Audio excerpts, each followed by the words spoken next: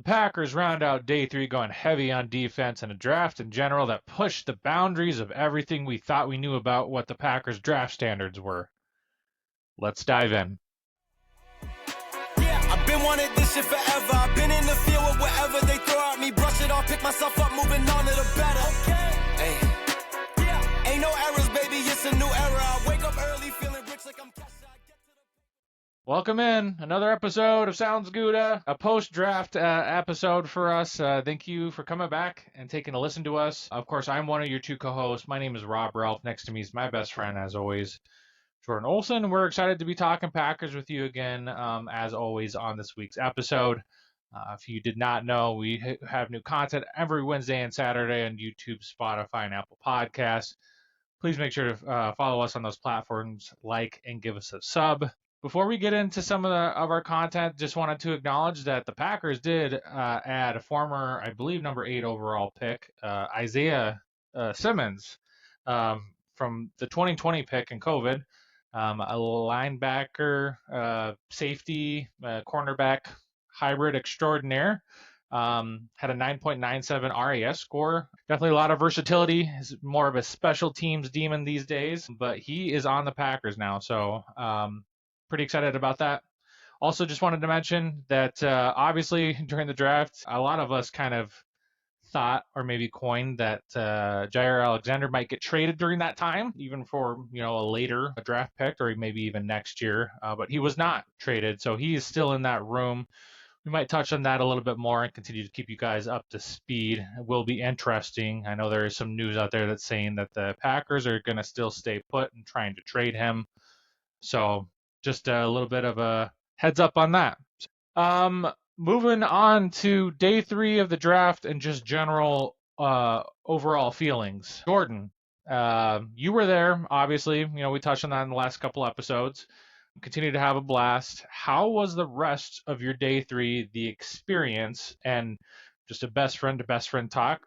Who's your favorite draft pick? Man, I mean, it was incredible to be there. I have a lot of favorite moments from the draft. I mean, just like some family memories, others, moments actually related to, players or whatever. But Saturday was an awesome day for anybody that came and like experienced the crowds on night 1 and all of the like peak energy of, all the anticipation of months and months of this. I mean, that was a totally unique in its own experience. And then like Saturday was amazing because one, the weather got much nicer. I started on a sweatshirt and I was, just in a jersey by the, middle of the 5th round or, somewhere around the 6th round. But, there were so many families and kids there, and it was a much more family oriented experience on Saturday, which was really cool. We stopped out in the Titletown district and saw the kids all going through the flag football drills that were conducted by the NFL staff. Got a chance to walk around and see a few more of the exhibits and some things going on. Got a family photo, doing a mock Lambeau leap in there.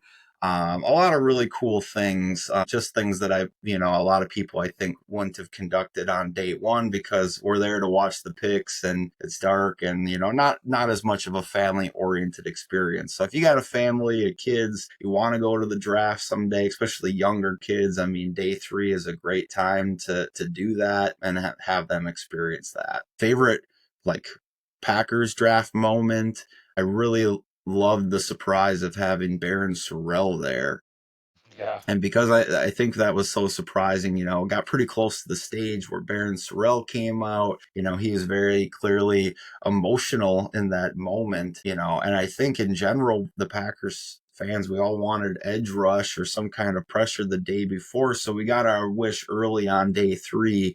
And it just it seemed like a little bit of a Hollywood moment. And of course, going and listen to his presser and seeing him walk around Lambeau and his story was super, super great after that. But I love the fact that he was there, and that was super cool. So that probably ended up being kind of my favorite pick moment of the draft from just like a memories perspective. But who is your favorite, I guess, just draft pick, or who are you most excited about from this rookie class now that you've had some more time to think about it, Rob? Yeah, so my favorite draft pick, I have to go ahead and say Matthew Golden for more than a few different reasons. Obviously, the first wide receiver taken in 23 years in the first round. Definitely went out of the Packers' thresholds and metrics from what we knew. He is shorter and lighter, but the dude is blazing fast. So I think, he's going to bring a good stretch element to this offense, especially with Christian Watson out. And the other thing I really liked about him too is more as I'm teeing in or looking at more deeper dive onto his tape. He's got really, really good hands and has really good contested catch rate too. So I think he won't have drop issues. At least that's my plan so far. And I think a lot of those balls too that you saw from Jordan Love, throwing the last couple of years, where it was maybe 50-50, or he's just you had to track it down a little bit more. I think he's going to come down with a lot more of those balls. Not only that, but I think that opens up the passing game and other things that you want to do as well. So I think Matthew Golden is going to be absolutely electric in this offense. So. Mm-hmm. You gonna go out and buy your number 22 Matthew Golden jersey then, or? Yeah. So my kind of thing for buying jerseys, and I think you kind of you probably would agree, but I like to see a year or two before I'm fully invested and knowing that the player is going to stick around. I did that with Eddie Lacy, and granted, like Eddie Lacy, I think at that time was 3 years in, and he was an absolute freaking rock star, right? Like his highlight, Mm-hmm. Eddie Lacy was good, man, for the time that he was with the Packers. So that's kind of my preference, but who knows? I might change it. Yeah, I know there's a lot of what seems to be silly controversy over Matthew Golden's number right now. I just hope they refund those people that bought number 81 on like the day 2 of the draft. I saw a few of those walking around by the end of the draft, and I hope the Packers are kind enough to refund them, after they made a public announcement that he'd be 81. I don't know. I feel weird about 22 being like a wide receiver. But I don't know. I'm not going to, there's been so much talk about it already. I'm not going to spend any time talking about it. If he's catching bombs down the field and making dudes miss, we're all going to be like, yeah, 22 is a beast. So, that aside, how do you feel about the Packers process in attacking this draft? Do you have any initial thoughts? I have a few. Yeah. I've thought about this quite a bit. Yeah, ditto. I'm sure a lot of Packers fans were kind of trying to figure out what the Packers were doing, and then they're going all different, and they're So I think that they're evolving. They are getting smarter. They are seeing what other teams are doing that is working. But for me, it's big, fast, physical, and versatile. Mm-hmm. Versatile might probably be the better one, just because like even in just signing like as Isaiah Simmons, that dude could probably play almost anywhere minus the defensive line.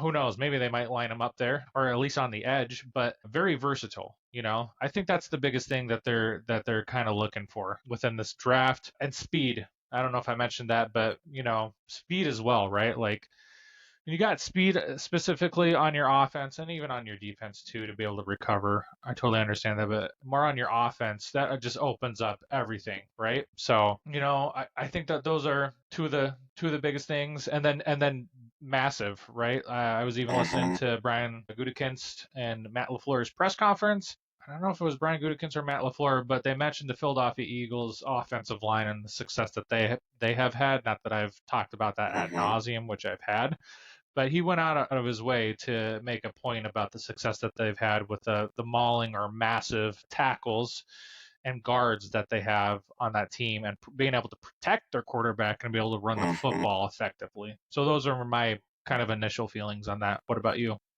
Yeah, I mean, it is a copycat league, right? Like, I have some mixed feelings, that the Packers have not traditionally evaluated, edge very well. They, have struggled a little bit evaluating corner. Maybe that's why they just stayed away from those positions in this draft when they got to points of uncertainty. We talked about some of the runs that went on some of those positions, like all the corners that went before round 3.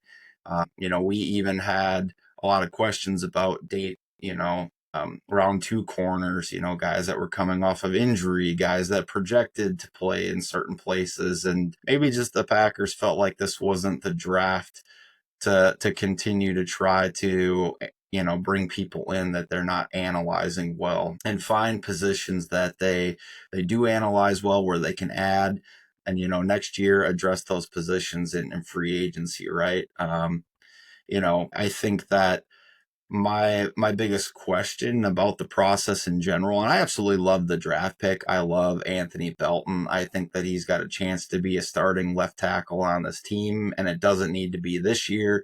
It really doesn't even need to be next year. If he's a starter, in year 3 and a great swing tackle for us, that brings us a tremendous amount of value. I know you think he might kick inside, but anywhere that he starts along the offensive line, pre-draft, we even talked about investing as early as the first. So I've got no issue with that. I just wonder, if Belton would have been there in the third, and we could have taken, edge or corner in a more premium spot there. And I think we'd all be feeling like this is like an AA minus draft if we would have gotten one more, what we consider to be kind of a blue chip prospect. And there were guys out there. Really, if you flip Belton to the third, and Savion Williams wouldn't be a Packer then, because I don't think he would have stuck around to the fourth. You can kind of analyze that all you want, but they did it last year with Evan Williams. I think that everybody thought that he went around too early, and clearly, I mean, if the Belton pick works out like Evan Williams did, where he goes around early, but he clearly comes out and shows that he's a stud on this team, and that they made a solid evaluation, he's going to be a solid starting player, then we're going to have no qualms at all. So, you mentioned this a little bit, but this draft to me, Rob, you and I are going to have a lot of work next year to do now on our green and gold tier evaluations, because the Packers gave us a lot of different things to consider. And I don't know if it's showing a true changing of the guard or just their willingness to bend. I mean, one thing that we acknowledged many times in the pre-draft process is the lack of testing across the board, agilities. So I think they're going to have to evolve if these players aren't going to do their full testing and make other types of evaluations, right? But just to name a few of the things that Goody did that go against about 30 years or more of data is that, Golden, the Packers, I don't think in 30 years have ever drafted a first round player without a complete testing profile. And Matthew Golden, right off the bat, we drafted him without a complete testing pre-draft profile, come back in round 3 with Savion Williams. And, they've taken more gambles there, but I think they typically have most of their testing at that point in time. We get to day 3 and it's a little bit more of a crapshoot. So, but then, you mentioned this already, but Golden only being 191 pounds, that's the lightest wide receiver I think that they've drafted since people have been paying attention. Anthony Belton, 336 pounds. Okay. The previous threshold for that was seemingly 326. And to kind of circle back to my point earlier, I'm not sure that we needed the Packers to make an adjustment in how they drafted offensive line, because unlike corner and edge, they evaluate that position so well. I still think they're looking for the same movement skills and some of those other intangibles, but the extra weight I don't think certainly could hurt on the end. Oliver, they say he's a true pass rush specialist and edge right now. I still think that they took that gamble because they think that he's going to play some off ball for them, or he can kind of like line tackles fail into guards. I kind of feel like in this situation, they're like with Oliver, well, if he doesn't work out at the edge because he's not big enough, he can fail into playing off ball for us. I think you're going to see both next year, but the Packers are calling him a pass rush specialist right now. So that is definitely different. Robinson's only 183 pounds. So, Micah, and that's a 7th round pick. So don't read that too much into that, but I think now he's the lightest corner the Packers have drafted. They did stand pat, not drafting players coming off of injuries, though, which I still think that is smart process moving forward. But, I think this showed Goody's willingness to evolve. I know the Packers fans have been asking for, hey, why don't you just take a guy who's a good football player? I think this shows a step in that direction a little bit, so.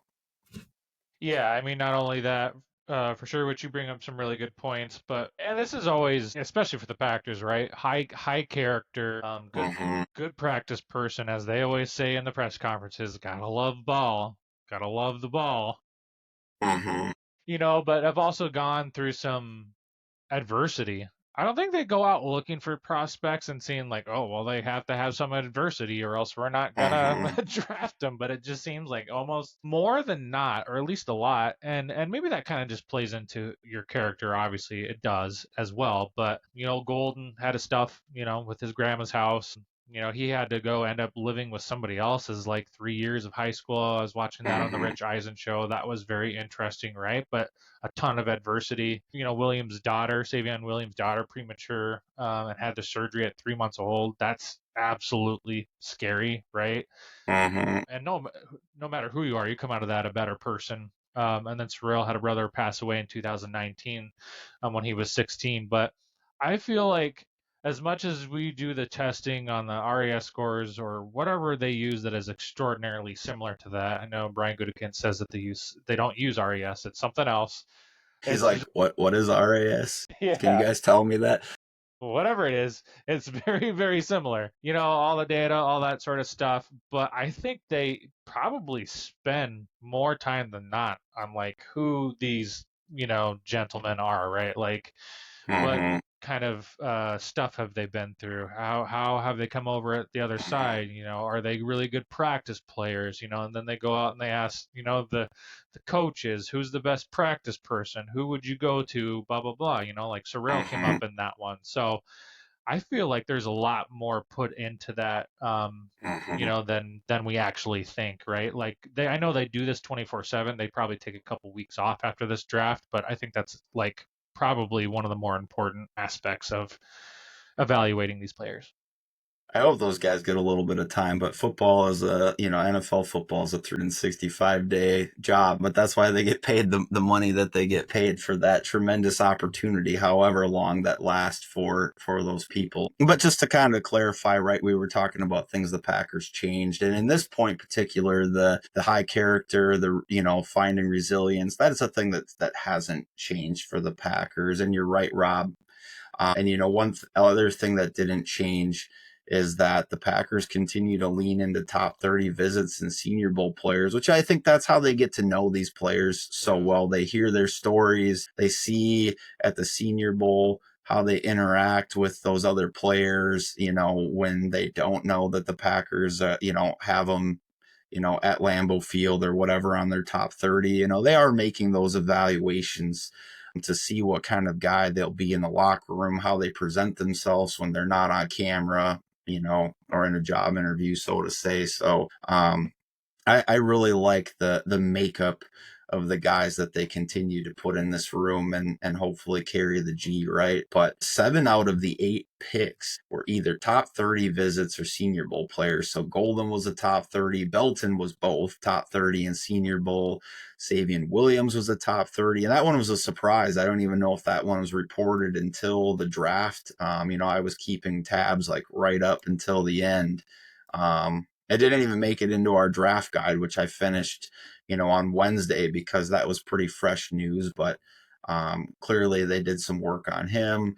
Sorrell was Senior Bowl, Oliver was Senior Bowl, and Micah Robinson and John Williams were both top for 30 visits. So you can continue to stamp that as something that they're going to look for when they draft these guys in the future. Let's talk a little bit about our day 3 picks. We're going to do a deeper dive for all of these prospects for UDFAs at some point in time, but let's spend a minute or two talking about these prospects and how they fit in. And then we'll get you on to the rest of your day, however you're enjoying this content. So Baron Serell, Rob, so tell me a little bit about what we know about Baron Serell. Yeah.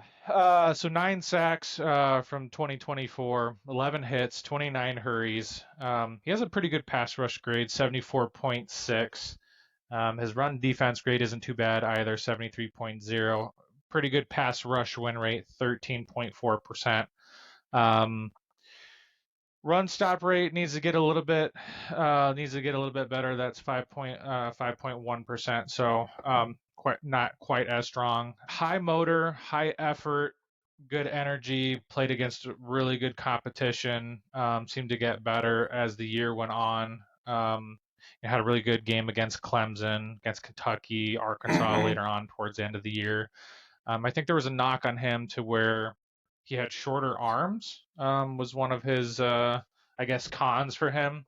Um, but Yeah, just over 32 inches there. And, I guess that is something the Packers typically look for in their edge prospects. But, I mean, he really checked most of the other boxes. He had just over a 7-second three cone, over a 10-foot broad jump, 4.6, 8.40 times. So he really was, despite his shorter arms, elite in his agility and explosion scores. So, you're finding a prospect there that does have explosive and powerful traits. I'm really excited about Baron Sorrell. And even at defensive end, not moving him around, a guy who has a 9.31 RAS score. So I love the fit. I think that he, and you hear guys like Matthew McConaughey and some of them, they're excited.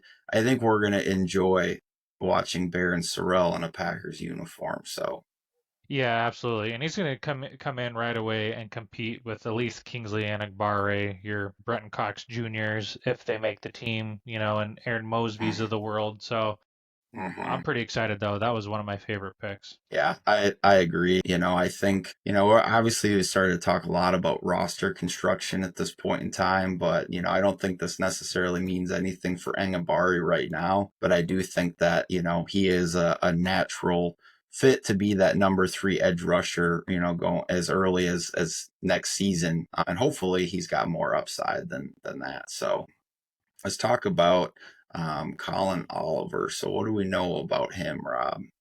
He's a DPR. He's a designated pass rusher. Mm-hmm. They've said that in the press conference. This might be my second favorite draft pick. I mean, I'll be completely honest. I did not do as much of a deep dive onto him. Of course, it's hard to do it on everyone when it's not your full time job. And even then, it's still really difficult to get through a lot of these prospects. But he is coming off an injury from this last year. But his pass rush win rate through those 2 games that he played, 31.8%. Mm-hmm. So very, very athletic, very, very freaky, has a tremendous pass rush grade. Obviously, his run defense grade, as you can imagine, is not as good. Um, but that's not what you're in, that's what you're not setting him up for. This is very different too, and the Packers wanting to go a little bit different as far as like getting some speed and some bend off the edge. And when you put this guy's tape on, he can absolutely do that. He can run down running backs, slot receivers. He's very, very fast as far as that goes. I would be concerned with him as far as the run game goes. But again, 3rd and 8, 3rd and 9, 3rd and 10, whatever. You're putting him on the wide, what do they call it, the wide 6, all the way out on the edge, having him come across into the quarterback's lap. That's what this guy's here for. Yeah, and I really think that Collin Oliver, I mean, and with the signing of Isaiah Simmons, I think that helps. I mean, he's kind of a similar player. Yeah. I think you almost like kind of learn and if they so it that move to me signals that they want to not only have a guy that's been in the NFL, but then drafted a guy that has this kind of off ball pass rusher coverage versatility. So even if Isaiah Simmons is only on the roster for 1 year, while Collins Oliver's figuring out as a rookie, he's kind of the same type of player. A guy is an off-ball linebacker that has a RAS over 9, but if they measure him as an edge, 8.92. And great speed, 4.56 40-yard dash. I think that they're going to try to develop him into an off-ball guy more, and then try to move him around in different places, as you said, Rob, with that athletic ability that he has. So I'd be very intrigued as to what we do with Collin Oliver. Warren Brinson is a player that I think is a very interesting pick. Not surprised that Goody went and drafted a Georgia defensive tackle, but he is a guy that, I think is he's 6'5", 315, so has the size and the mass, but he has the explosion. He has the versatility to play over the nose. I saw some tape of him getting moved outside, almost like he's got some 5 tech upside. I think that Kirby Smart called his hybrid front, a 4-eye technique. He kind of slid down the line to play outside and rush off the edge a little bit. Crazy. So, we'll talk about another one of his teammates later on that's probably more of a true nose fit. But, this guy probably can push a guy like Colby Wooden off the roster. He's bigger. He's going to be more physical. He's stout against the run. Do need to learn more about him at this point in time, and we'll definitely talk a little bit more about Brinson with more depth in the next few weeks here. Yeah, I completely agree with you, and I don't have anything more to add. I was wondering when they would try to get a little bit of that nose tackle type of player in this draft, or where they would fall, and this exactly speaks to that. Quarterback Micah Robinson, Yep. out of Tulane. This one surprised me a little bit, and I'll just be honest, straight up from his very light, 183 pounds. What is he? 5'10", 5'11"? 5'10", yeah. So that alone, and then I went on and turned on the tape. I'm like, oh, okay, this is why they like this guy. He's fast. He's a ball hawk. He has a good knack for getting the ball. And if anything, too, like special teams as well, right? Like he could play gunner on special teams. It seems like he can tackle pretty well too as well. But what are your overall thoughts on Micah Robinson? Do you think he I has think it? it's Micah, but I could be wrong. But so besides the Belton, like in terms of process, right? Like I'm like, oh, I would have loved to have Belton the third. I think this is the other draft process one that I didn't like. I think there's players that I would have liked to draft in the 7th round in his spot, especially the Packers. They're not dumb. The Packers were the only team that brought him in on a top 30 and showed him considerable interest. I just really believe that he would have flown it, in as a UDFA signing. I could be wrong. And we could have used that draft capital for, like, let's say a backup quarterback, or something else. But, they clearly loved him enough to ensure that he became a Green Bay Packer. So I'm not gonna squabble over 7th round pick, but it sounds like to me like they want to give him a chance to be a dime, corner on this team, somebody that could be a Piece. a depth piece, a 5th corner. Yep. I do think, as you noted, I think that he could have immediate impact on special teams with his 4.3 speed as a gunner and the punt team. So I think there's some specialization and some things that they really like about Micah Robinson. And, I don't hate it. I think we'll be very interested to see how he, gets through camp and what his fit is on this team. And right now, especially if the rumors are true that Ja is not going to be a Packer, we still need some depth at that position. We might even need to add a little bit more there. So, and then John Williams, I don't know. I mean, I got a lot of like day 3 picks I like for different reasons, but I really did. I thought this was a slam dunk pick at the back end of the 7th. I expected him to go a little bit earlier, maybe a 6th round selection. So great value here in getting John Williams, but I really like him. He was one of our green tier fits for the Packers at offensive line. He probably does profile to play inside a little bit more, but I still think that he has tackle versatility. He's an athlete that has an RAS over 9. Got nearly 34-inch arms. Actually, I thought I read somewhere that he had over 34-inch arms, but, he's somebody who I think is going to come in who, has, seemingly looks like he has a high motor. He shows the ability to mirror and absorb blockers. One thing that I think that really stands out about John Williams right now is that he is already a very proven and competent pass blocker. Yeah.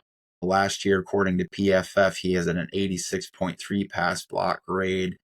Only gave up 1 sick last year, which would have been the same as the hit, because I think they count those both as one. But only 6 hurries in 826 snaps played.